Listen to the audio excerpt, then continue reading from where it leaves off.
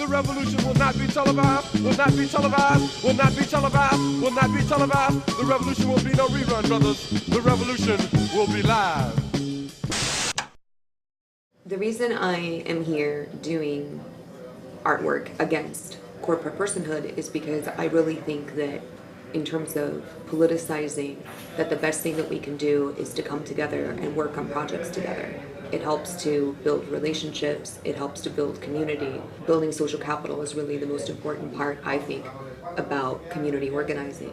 In addition, I feel very strongly about the fact that corporations, quite simply, are not people. And it's really disconcerting to me that at a time where it seems that humanity is losing its personhood, that we're seeing degradation of human rights all over the world, that corporations are trying to take on the rights that should go to people.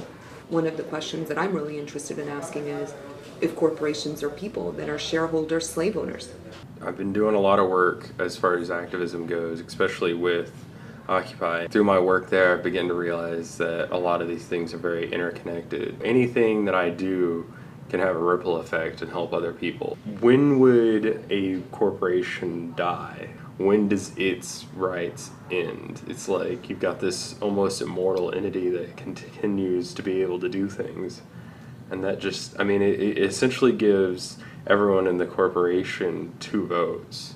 They get to vote for themselves, and then they get to vote as the corporation, or, you know, they get to do things as the corporation. The power of art is to shock people into thinking about something in a different way, and that's the most important part. I think that the reality of corporate personhood is less problematic than the cultural shift to thinking of corporations as being really powerful entities.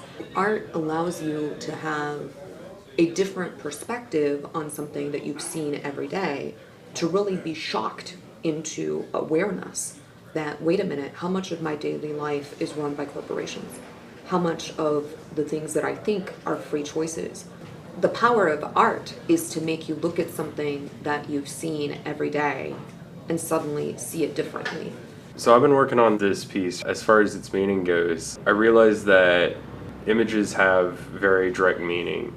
And so if I draw something like a skull, you're going to think, you know, bad things, essentially. And if I do a barcode, you're going to go to corporations. It's very much just pointing out that these corporations are essentially bad things. They are a problem. Try to find affordable housing in Austin. There is no profit in unconditional altruism. Does anyone remember enlightened employers, workers' cottages, guilds or unions? Remember church collections for the hungry and the poor in parishes? Remember drought and natural disasters where relief was a government check? Remember parks and highways built during that New Deal? Have we become a collection of ghettos via gated communities? Do we care only for ourselves? Eat the rich, the peasants cry, but they taste of high fat lives. So tell me, how will the 99% of us survive? Black on black violence, riots, jail cells, homeless, killed to live. We give because it's either schools, parks, gardens, hospitals, or execution chambers, courts and jail cells. And the choice is Sophie's choice. If I hand my power to someone else, they will assume power over us, even if I do not have power over myself.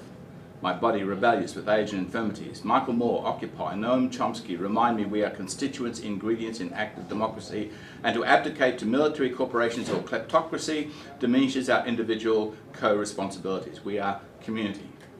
We're not assassins, sending death squads or drones to other lands to kill us.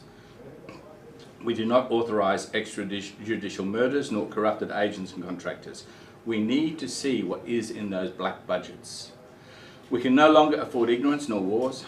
We are also part of a great tradition of peacemakers, dissidents who withdraw like Quakers and conscientious objectors, philosophers like Thoreau, poets like Pasternak and Brodsky, dissidents like Solzhenitsyn and Pussy Riot. We are at peace with these people. Gandhi, MLK, Malcolm X put their bodies on the line for peace. It's not war. It's not bombs, drones, torture, invasions. So we vote for peace and prosperity. Look, we're all colours, all ages, all cultures. We displace indigenous. We fight amongst ourselves. Wars continue on others. Drugs, poverty, crime, they kill us. We invade and are invaded. We displace and are displaced. We compete and are competed with, tribes, clans, communities. We walk down streets for rights. We sit in and vote. We protest with placards. We ask, petition, beseech, pray, and meditate. We take action against a sea of troubles and by opposing end them. We start with ourselves and link to others. We occupy LinkedIn, Facebook, blog, web and email. We write and take pictures, share our cultures. We speak and listen, absorb and emit. We may not agree, but we're still communities. Dissent is part of our learning processes. You may not agree with free speech or freedom of assembly. You may not even like a Bill of Rights. You may even be threatened by being at peace. So John Lennon is dead. Gandhi's gone. MLK shot down. We are those who are left to make a difference by being in peace, of peace, sharing peacefully. These two arms are the only weapons I need. Huddle close together. Cuddles cure cancer. After Hiroshima, Nagasaki, Chernobyl, 3 Mile Island, Fukushima! Restart those nuclear reactors, store nuclear waste near water supplies, housing on San Andreas fault lines, build on old coal pits, quaking houses, add fluoride to all water supplies, mercury in mouths with fillings.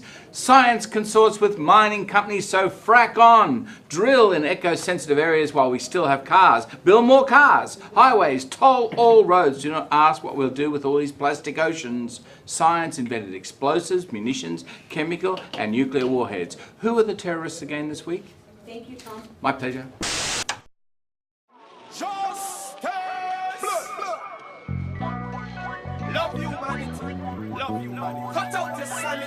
Cut it out. Killing people for vanity. Stop killing them for vanity.